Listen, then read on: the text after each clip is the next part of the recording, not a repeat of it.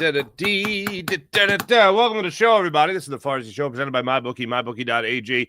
Wonderful to have you along for the ride. Oh, man. Forget about dealer time. Forget about Central time. Just ever have one of those mornings where just nothing is going right? It felt like several reboots of the machinery. If you watched Locked on Eagles yesterday, it was the first time I ever had a technical issue during that show. Having a similar issue today, but all good now. Eagles getting ready for the Kansas City Chiefs to kick off with on Sunday at 4:25. Nick Sirianni had talked about the increased confidence of Jalen Hurts. If you remember back in training camp, Jalen Hurts was asked about what the Super Bowl had done for him, and it was the first time, ladies and gentlemen, that Jalen Hurts actually talked about the Super Bowl like it was a good thing, not an inconvenience to his offseason schedule, okay? And he said that, he's confident. Anytime you do something once, you can have confidence that you can do it again. Your confidence grows. Well, the question was then directed at Nick Sirianni as to what he's noticed from Jalen Hurts as far as his confidence growing and his game growing since the Super Bowl. And Nick Sirianni gave a fantastic answer. He went on for about 90 seconds, 2 minutes about just Jalen Hurts' growth and what he admires about Jalen and how Nick Sirianni's confidence has grown with him and his own confidence has grown with Jalen Hurts and all that. It was a really interesting answer. I'll let you hear from that. And I listened to that answer and I go, wow, that's inspiring. That's awesome to hear that, right? And then I listened to A.J. Brown in the locker room, who I love. I love A.J. Brown. And then he said something that, this is where people that really want to stir the pot with A.J. Brown start stirring the pot. With A.J. Brown. Oh, man, I could take this so negative. But I appreciate when A.J. Brown doesn't, if he has something that could be misconstrued, when he has something that could be taken in such a negative light, he usually shuts down. He doesn't say anything, and he moves on. He took that advice yesterday. But it was really, the weird thing about it was that, and I'll let you hear the question and answer, and it was A.J. Brown getting asked a question about what he noticed from the film in the Cowboys game, pertaining to, hey, why didn't you get a target? Why didn't you get a reception until the last 2 minutes of the game? What happened? Now, he could go down a very negative light and say something even as subtle as what he said last year after the Panthers game. What does this team need to work on? Passing. Okay. Everybody jumped on Jalen Hurts after that. Oh, Jalen Hurts sucks. This guy can't even keep his wide receivers happy. And people took it as negatively as possible. If that was a moment that I would have liked A.J. Brown to practice his, I'm not going to say anything, but still, he said one word. Well, he got asked a similar question, and mum was the word this time around. But what was so weird about it is that later in the day, I assume, he goes on with Jordan Schultz and has this long conversation about the Dallas game, what Dallas was doing to him, all the things that were out there about injury, not getting separation. All that was BS. BS. Basically saying that he was getting covered by zone all game long, and there was no opportunities. I would have loved to have that answer. That was a long, thought-out, beautiful answer. There was another thing also that he said. So I just thought it was weird to put a ball in that. I just thought it was weird, and I'll let you hear him again. Thought it was weird that he got asked a very similar question with the media in the locker room, and then I would assume it was later that day because it was posted yesterday. It was after the Dallas game. Either way, he's asked a very similar question, and then he just gave a great answer. He didn't have to go mum. I would have loved to have heard that again for all of the media to hear, as opposed to somebody had to go scouring the internet to find what A.J. Brown had said. But it basically told me that when I went back and watched the film, I was right. There was no moments where A.J. Brown really could have gotten involved earlier in that game. There was no Jalen Hurts is staring him down and he's wide open and it's like, give me the ball. No, there was nothing like that. Nothing like that at all. And A.J. Brown felt the same way. I just thought it was curious that he didn't go into that depth of that deep of an answer with the media that was right there at the NovaCare complex yesterday. Also, Zadarius Smith answered questions in his locker yesterday. No roll, nothing like that. Same thing with Tank Bigsby. He was in his locker yesterday at the NovaCare Complex. Nobody said anything about what the role's going to be, just trying to fit in, get here and get their legs under them and all that. They get used to their new teammates, all this, that, and the other. And that's great. The interesting thing, though, with Zadarius Smith is he was with the Lions last year in the NFC divisional round that got blown out by that Washington Commanders squad. And he kept on saying the date January 14th. I haven't been in pads since January 14th. I haven't been in pads since January 14th. And I don't know why that hit me as early. I'm like, that seems like it's early. I'm like, he was in that game, right? And look, he's 4 days off, whatever. But it was January 18th they played in the game. It's just funny that when you listen to athletes, sometimes their memory's just a little bit off. And it happens to everybody. But he was persistent on January. I haven't been in pads January 14th. I haven't been in pads since January 14th. Okay, with 4 days a little earlier. But either way, his point is he hasn't had pads on since last season. And now this guy's on another new team.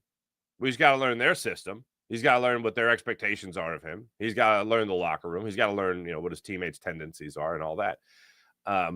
One thing that really has been spinning around in my head from the moment the Cowboys game was over was, the Eagles really took it to the Chiefs in that Super Bowl. Their defense was incredible. Patrick Mahomes, by his own admission, was really off his rhythm, couldn't find, a way to get in sync with his wide receivers, with his receiving core, with his offense as a whole. Well, a big part of that was Josh Sweat. Huge part of that was Josh Sweat. He ain't here. Jalen Hunt's still here. Nolan Smith's still here. Brandon Graham is not here. Are they going to be able to get after Patrick Mahomes? Because anytime you face a great quarterback, you always say the same thing. If they could get to the quarterback, if they can get to this great quarterback, we used to say it all the time. If they could get to Tom Brady, well, if they can get to Patrick Mahomes, yeah, good things are going to happen for this defense because he can be taken off his rhythm. He can be flustered. He can be frustrated. And if you're able to establish, now look, the Chiefs, breaking news, they get paid too, blah, blah, blah. They're going to want to come out and they're going to want to score. They're going to want to tell you immediately through their actions that this ain't last year. This ain't the Super Bowl. This ain't, previous matchups between the Eagles and the Chiefs. It's a whole new ball game now. Well, that's fine. So just with that in mind, knowing that, imagine if they're not able to get out to a good start. Imagine if this Eagles defense is able to get after Patrick Mahomes again. Imagine if they're able to frustrate Patrick Mahomes again. Imagine if they're able to take him off his rhythm again. If Nolan Smith can get in the backfield, Jalen Carter can break through. Jordan Davis, the svelte Jordan Davis can get through. Jalen Hunt can step up. Jahad Campbell gets in the backfield, whatever. Imagine that the Chiefs come into this game confident that it's a different ball game. A whole new story is going to be written today. And then you take their soul in the first quarter and let them know, yeah, guess what? Same day, same ball game. We might have some different makeups as a team, but we're still going to get after it. That would crush them. And that would make Patrick Mahomes feel like I just can't crack this Fangio code. That's funny. I just can't crack it. The beginning of this game is going to be so important. And what has been on repeat in my brain is there's no Josh Sweat. Is Nolan Smith ready to take that step up? Because now is the perfect time to do that. Now is the perfect time to say, well, guess what? Now's my turn to step up again. He stepped up after the bye week last year. One of the biggest changes in the Eagles, along with Cooper DeJean, along with the bigger commitment to the run. Nolan Smith steps up again in this game. Great things are going to happen for the Eagles. Jalen Hunt gets into the backfield. Jalen Carter wins his one-on-one battle, wins his battles in the middle of the line of scrimmage, opening things up for everybody else. In all honesty, one of the things I'm most excited about, I had to put on hold, which was Jalen Carter was supposed to make everybody's job easier in week 1 against the Cowboys. Obviously, we didn't get to see that. So now that got pushed back 10 days. That got pushed back to now week 2 against Kansas City Chiefs. How much better is Jalen Carter going to make life for Jalen Hunt, for Nolan Smith, and for your cornerbacks as well, including Adoree Jackson, if he is leaned on in the same amount that he was leaned on in week 1? That's what I'm looking forward to. How much more will he be a game wrecker in this matchup against the Chiefs. So we'll get to that. Also, oh my goodness gracious, ladies and gentlemen. Your Philadelphia Phillies have put the New York Metropolitans over their knee. Over their knee. It is so much fun to watch these last two Phillies games in particular have been so much fun. Aaron Nola's 6 scoreless in game 1, winning that game 1-0 against Nolan McLean. As lights out as he had been in his first 4 starts, Phillies got to him in his 5th. Got to him in the form of a run, but still, that was edge of the seat stuff. Game 2, they win 9-3. Yesterday, they win 11-3. It was a blast. Just the energy coming through to just beat up on the New York Mets. Harrison Bader, you're talking about what, like a 256 hitter, 257 hitter when the Phillies got him at the time? Like, nah, he is going to be, you know what Harrison Bader is going to be? Harrison Bader is going to be a case study for everybody else that the Phillies get after this that are, middling hitters, below league average hitters. And it's like, well, yeah, maybe to change the scenery will do something. Well, the change of scenery from Minnesota to Philadelphia has been just a little bit better. Just a little bit better. There he's going from the Twin Cities to Minneapolis, Minnesota, St. Paul, Minnesota. He's going from there to Philadelphia and Camden. All right. That's a different scenery. All right. And he has just embraced it for every second. Took a couple of weeks. We were just talking about this with Darius Smith, talking about this with Tank Bigsby. Got to learn the new locker room, got to learn the team, all that stuff. Yeah, and then once you get settled in, you don't even know where the bathroom. Think about your first day on a new job. Hey, well, I don't even know where the bathroom is. Where's the bathroom? You don't even know that simple stuff. Little things like that ping-ponging around in your head. Well, Harrison Bader, he knows what the restrooms are now. He certainly knows the angles in the wall there in center field. He has been nothing short of spectacular. And then all of a sudden to be like, yeah, I'll lead off, whatever. He to me is what I always term as the whatever guys. The whatever guys in sports, like Cooper DeJean, I see as a whatever guy. Bryce Harper is a whatever guy, no doubt about that. Harrison Bader is a whatever guy as well. Where do you need me to lead off? Yeah, whatever, sure, all right, no problem. Not phased at all. He's just been spectacular for this Phillies team, and him taking over that leadoff spot over the last 2 games has been a sight for sore eyes because I did not want Bryce Harper in that leadoff spot. Brandon Marsh continues to hit. He had a couple of hits last night, a couple of RBIs. You had Max Kepler last night with 5 RBIs. First time he's done that in about 9 years. He's another guy that's just had a complete about face. Rob Thompson, for all the fun we have with Tinker Topper, the amount of tinkering he has done in the last 2 months has basically cured, along with great move, really, what it's turned out to be for Dave Dombrowski to add Harrison Bader to the outfield. That's cured the outfield problems. That one move, like I give Dave Dombrowski credit for this. He couldn't crack the left field code. He could not find a left fielder to help the cause here. Austin Hayes, that didn't work. Whit Merrifield, no thank you. It wasn't making any sense. Kyle Schwarber in left field, no, I'm good. No thank you. Don't need that. So I guess he just figured, let me take my center fielder in Brandon Marsh, who can play left, and put him in left field. And I know I'll have a good left fielder, and also he's hitting. Done. I can go out on the market and find a center fielder in Harrison Bader. Done. Max Kepler, who is a right fielder who is playing left field. Let me just put him back in right field and then get the inconsistent Nick Castellanos into that platoon role. Thank you, Rob Thompson, for that. That's what's really changed for this Phillies team. And being able to hit not just against the Mets, but being able to beating Nolan McLean, hitting Sean Manaea, a guy who historically has given you some issues there. And then yesterday, doing exactly what you should have done against Holmes. Good on you, Phillies, for getting all that done. And then being able to add on. Like yesterday's game, for instance, they get a bases loaded situation with nobody out. Bases loaded, nobody out. Clay had hit 2 guys. He had hit Bryce Harper, and he had hit Max Kepler. That's how Max Kepler got his first of the 5 RBIs. He was hit with the bases loaded. And it's a 2-0 game coming out of the first inning, but you're thinking, oh, come on, guys. 2-0 after the first inning. You're better than this. You had the bases loaded. You could have really blown that game open from the jump. But unfortunately, they didn't do that. Then in the fourth inning, or I should say in the second inning, you get first and second, one out. They get nothing out of that, unfortunately. Harper has an opportunity to make something happen there, flies out the left. Real Muto then goes down swinging. 3-pitch strikeout there by Holmes. Third inning, Phillies go down with a leadoff single with Brandon Marsh, and then Kepler, Kemp, and Stott all go down. Fourth inning, they make it a 2-1 ball game after Juan Soto, who sucks, by the way. Juan Soto gets a double that they thought might have been a home run. It was the boundary call, whatever. Ground rule double is what he gets credited with. Then Marte gets the RBI single, makes it a 2-1 game after that inning. So now it's a 1-run ball game, and you had opportunities in the first, second, and maybe the third after a leadoff base runner to really blow this game open early, and they didn't do it. So then in the fifth inning, hustle's a wonderful thing. JT Realmuto hits a sharply hit ball down the third baseline. Vientos dives to his right, gets the baseball, makes a great diving stop, tries to get to his feet as fast as possible.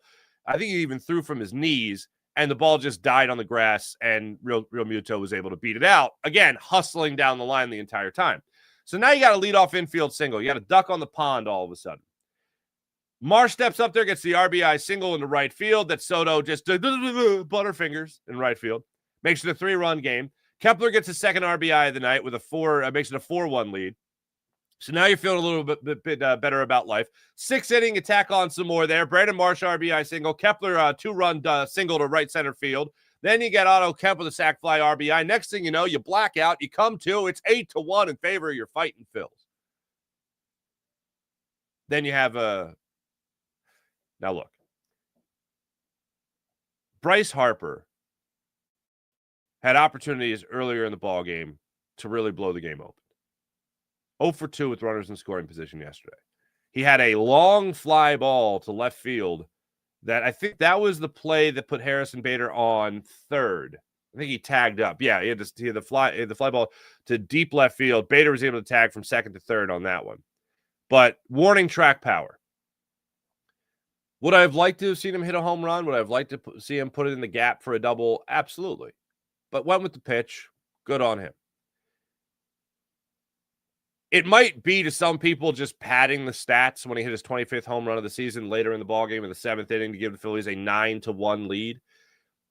But I would like to see Bryce Harper be as hot as possible going into the postseason, as hot as possible with Trey Turner on the IL. I'd like for that to be the case. So I'm not going to just look at it as like, oh, yeah, it didn't matter. You're up 8-1.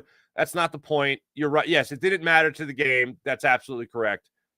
But if Bryce Harper is going to start swinging a hot bat, if Bryce Harper is going to start with the power stroke again, I'm all for it. He could have very easily had 2 home runs last night. He didn't. Could have helped the cause a little bit more. The one instance he got hit in the foot by how many 4 or 5 Phillies got hit by pitches last night? Like, come on, Mets.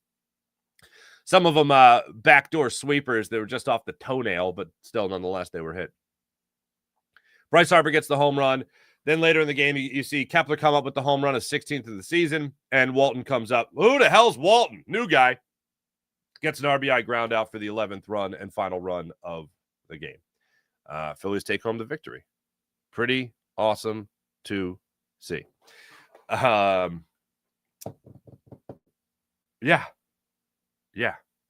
All right, without further ado, let's get to some of this Eagles conversation. If you remember back in training camp, Jalen Hurts was asked the question about what the Super Bowl had done for him as far as confidence. Has your confidence grown since winning the Super Bowl? And I loved his answer. His answer was like, well, like he sat and thought about it. He gave it a downbeat, and it was like, yeah, I mean, anytime you do something that you've been trying to do and then you do it, there's no better confidence builder than that. Like, there's no better way to win an argument of someone telling you can't do something than saying, I already did you see it? It was in the paper and everything. I did it. Like, you can read about it and stuff. It's all over the internet. I did it. Yeah, I'm more confident because I'm a Super Bowl winning MVP quarterback. That's pretty damn good. Yeah, I'd say that's a brag, but it's true. How does that not help you?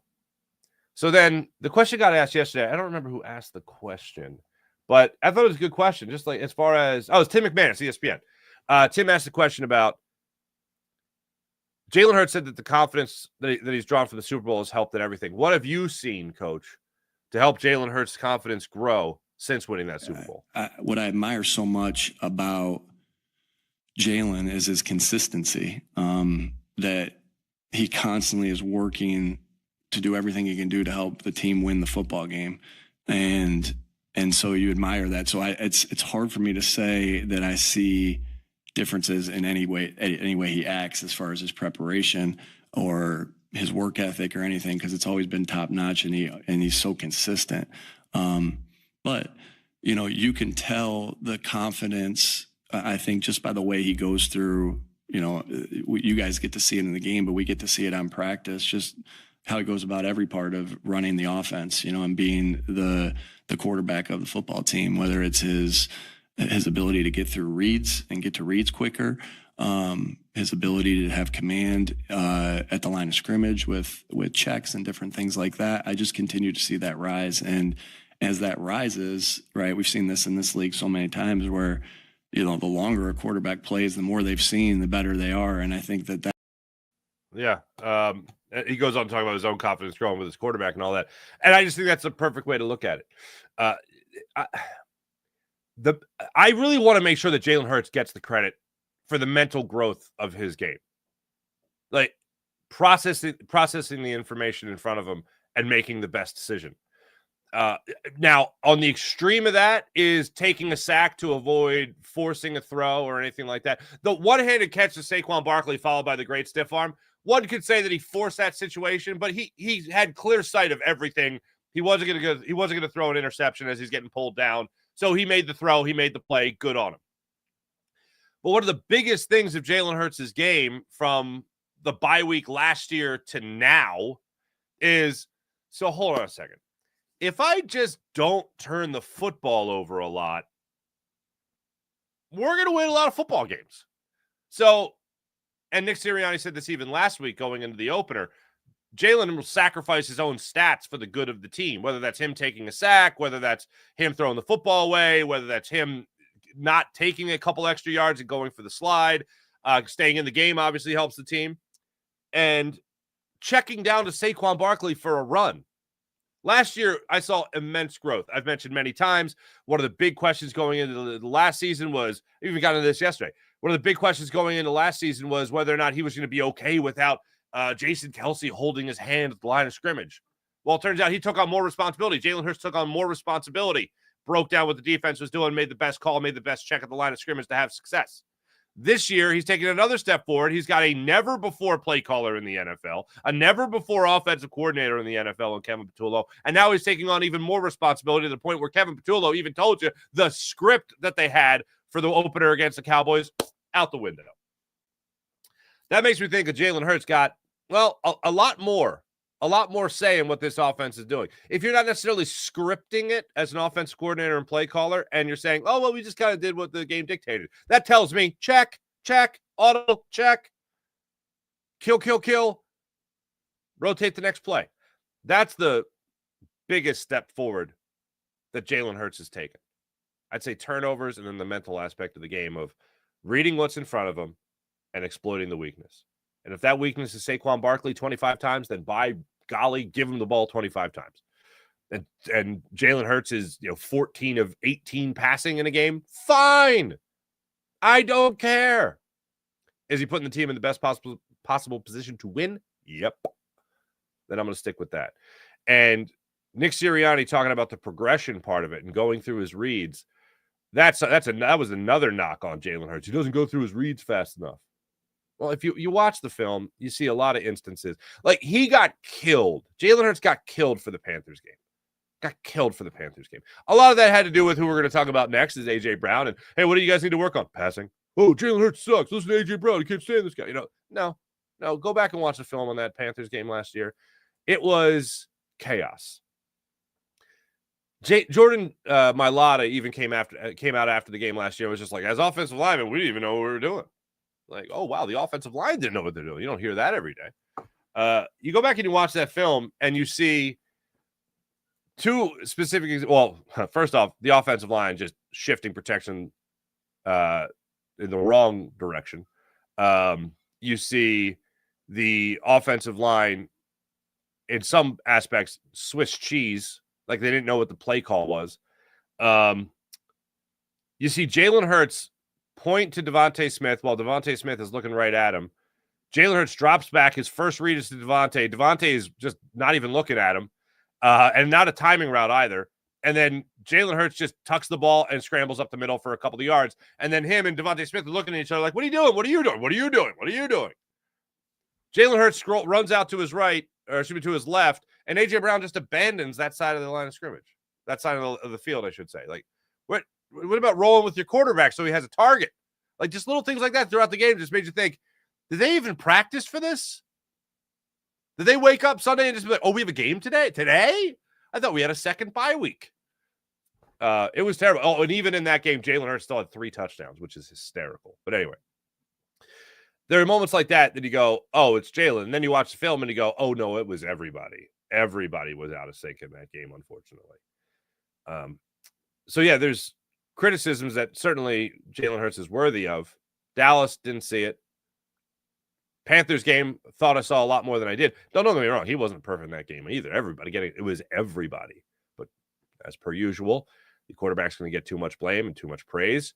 But that was a game where, yeah, it really was spread around how terrible that was. And that does live in the back of my mind if they get into another Saquon Barkley-only type of offense where the passing game could atrophy again. So that brings me to this. A.J. Brown is at his locker yesterday. Now, the way this played out was I actually saw a clip, and then I went back and I watched the Jordan Schultz interview with A.J. Brown. And I saw a clip that was online. It was going around. And the clip that I saw was Jordan Schultz saying, hey, only one catch, but you balled out. You were blocking. You were doing this and that. You were great, all that. And why do you think the game played out the way that it did? Why do you think the game played out the way that it did? You got one reception, one target, and that came at minute 51 of the game. Left in the game. Why do you think that happened? And AJ let you in. He would open the door and say, hey, come on in. Let me tell you what happened. And A.J. Brown said, I was bracketed. They were in zone coverage, not one-on-one opportunity. He went on to praise Jahan Dotson, who got a one-on-one opportunity and then blew that open for 51 yards. That was awesome. And he goes, but everything else, like, I'm not hurt. People were saying I wasn't 100%. I was hurt. I'm not hurt. People were saying that I was like slow or whatever. No, I wasn't slow. Wasn't nothing like that. I was out of practice. No, not like gave a great answer. So then later I go back and I watch the locker room footage.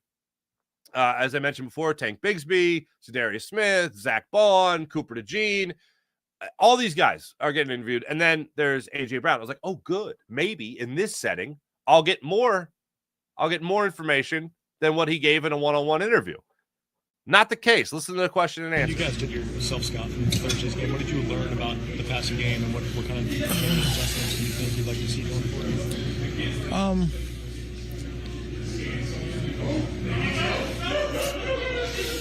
I'm not answering. That's a set-up question. I'm not answering that. I'm going to be honest about it. I'm not answering that. But he answered it before. I don't get why he wouldn't just say, well, yeah, I mean, self-scout. I mean, they were great. Tip my cap to the opponent, which is basically what he did before. But yeah, I'm not hurt. I'm not injured, blah, blah, blah. I just give me that answer. I would have loved to have that answer before. Here it is again. And then he goes on to talk about how praise for blocking. Oh, he had a great way to describe the team praised him. I think Nick Sirianni particularly praised him for his blocking in the game. Anyway, you guys did your self-scout from Thursday's game. What did you learn about the passing game, and what kind of adjustments do you think you'd like to see going forward?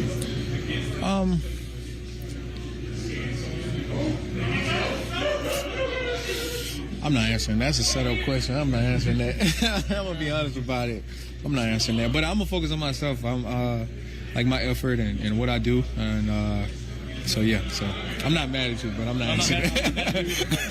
When you asked about blocking and, the way the team recognized you for the performance, can you kind of talk about that and what that meant to you to be recognized for that? Oh, I didn't like it. I'm not, honestly. I mean, it's cool to make an example out of it, but I'm not in it for participation trophies.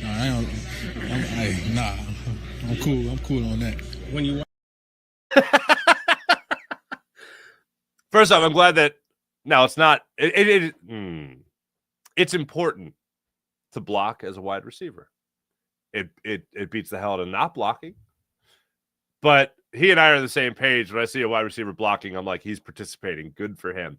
A.J. Brown is – no one's above being credited for hustle and doing what you're supposed to do, but he doesn't want to block. No wide receiver is like – no kid is in the backyard right now being like, in the Super Bowl, we're going to be down 6 points late in the fourth quarter, and I am going to block my ass off. Like, no one is thinking that. They're like, I'm going to catch the game-winning touchdown. I'm going to run for the game-winning touchdown. No one's going to be like, Mom, just watch me block. Maybe a few kids that know they're not that fast, me being one of them. Maybe those kids are like, I'm going to just block. It's like the Shane Gillis line, box out hard as hell. I love the fact that he's like, yeah, I'm not here for blocking. I'm here to score touchdowns and catch passes. That I respect, and I get it. But not answering the first question, which, by the way, is not at all a setup question, especially when in another interview, in another Q&A session, if you will, he answered it beautifully. These are the moments that people that just, they can't wait for the negative. These are the moments that they jump all over. That's why A.J. Brown is a problem to some people. I love the guy. I hope he signs a 10-year contract here, plays here for 1 million more years. But an answer like that, it's so simple. And you had already given one. It doesn't make any sense to me. And people are going to go to, Chiefs got a problem with Jalen Hurts. Jalen Hurts isn't finding him. That's why I didn't say anything. Maybe he didn't want to give more information than he should on what the Cowboys did exactly. Maybe he didn't want to acknowledge that. Maybe he didn't want to tip his cap to the opponent. Maybe he just went, no, I'm not even going to go there. I don't know. But people might take that as they took passing. What does the team need to do better? Passing. Like after the Panthers game last year. The thing I just don't understand is why he would give such a great answer to Jordan Schultz and then nothing yesterday. And then that leads people to speculate. Like for the 2 weeks that he iced out the media 2 years ago, which, by the way, I was on his side for. I even said to you guys, we played A.J. Brown bingo. I said, here's what he's going to – when eventually it was known that he was going to speak at his locker. I said, we're going to play A.J. Brown bingo on the show. We played A.J. Brown bingo on the show. The centerpiece was I had nothing nice to say, so I wasn't going to say it. Yeah, that's what he said. 13 minutes he addressed the media. Talked about how he loved his coach. He loved his quarterback. He talked about how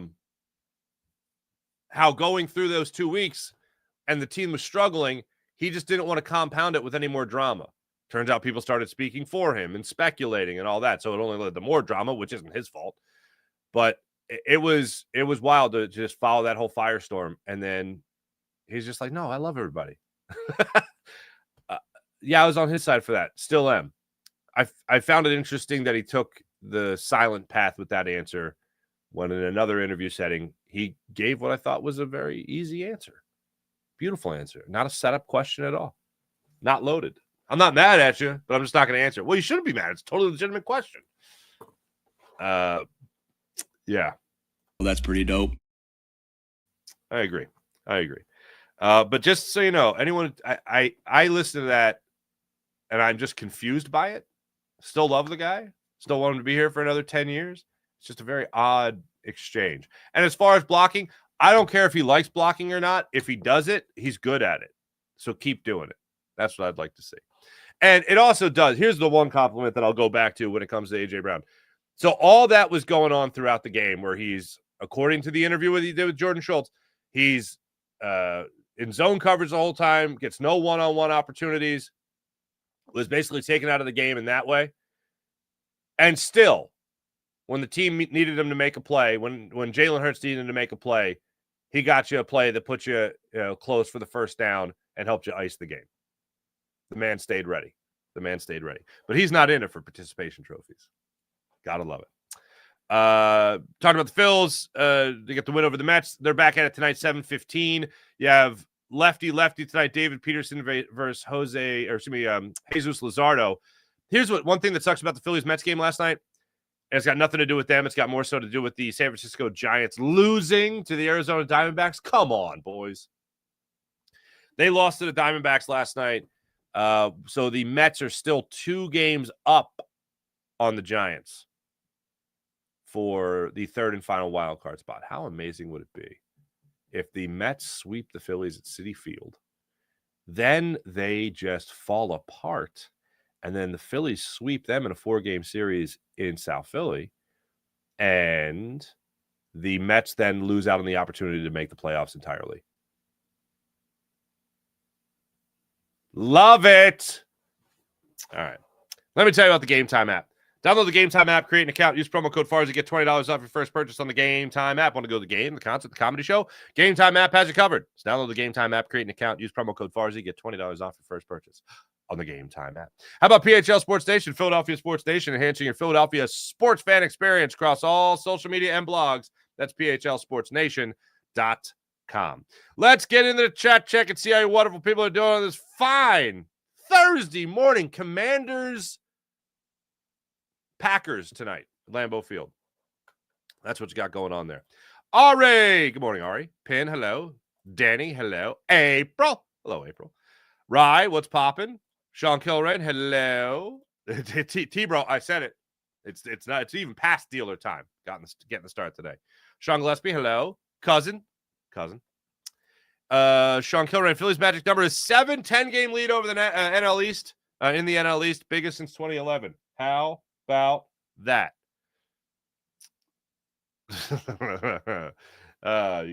You guys are great. Ken, good morning, my brother. God bless you as well. Sean, come on, there we go. Sean, if the Phillies go 7-9 or better the rest of the way, the Mets can't catch them, Farzy. That magic number 7.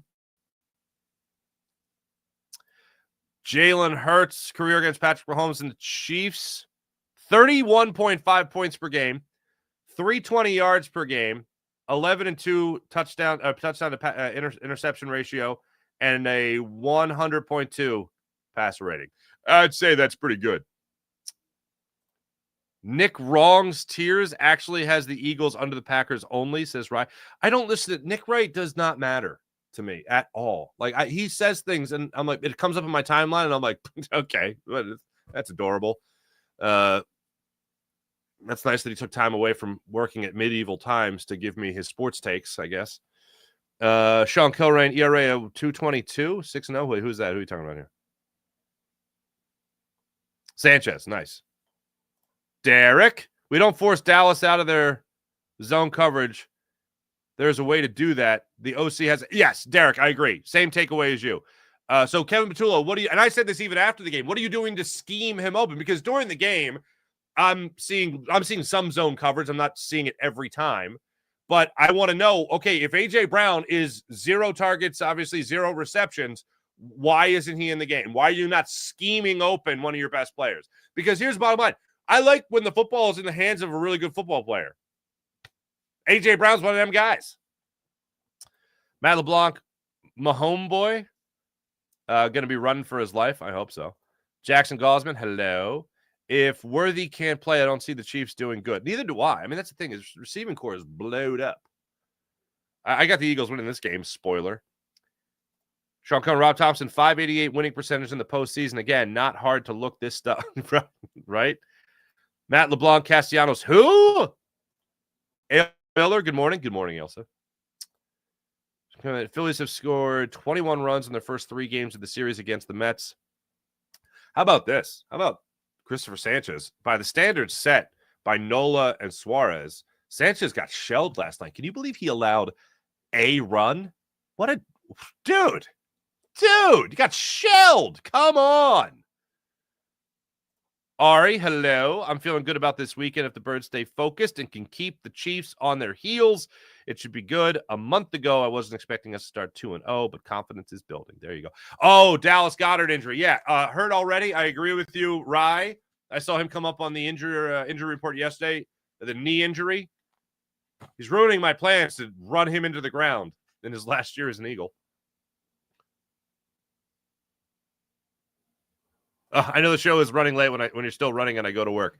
April, have a great day at work. But speaking of which, thanks for watching. Thanks for listening. You guys are great. Morning Rush brought to you by Sky Motorcars, SkyMotorcars.com. Phillies will go for the 4-game sweep of the Mets tonight, 7:15, with Jesus Luzardo on the hill. And again, Commanders visit the Packers tonight. Thanks for listening. Thanks for watching. Catch you guys tomorrow. Have a wonderful rest of the day. Oh, Sixers fans, Locked On 76ers will be at 2 p.m. this afternoon. Thanks, everybody. Bye-bye.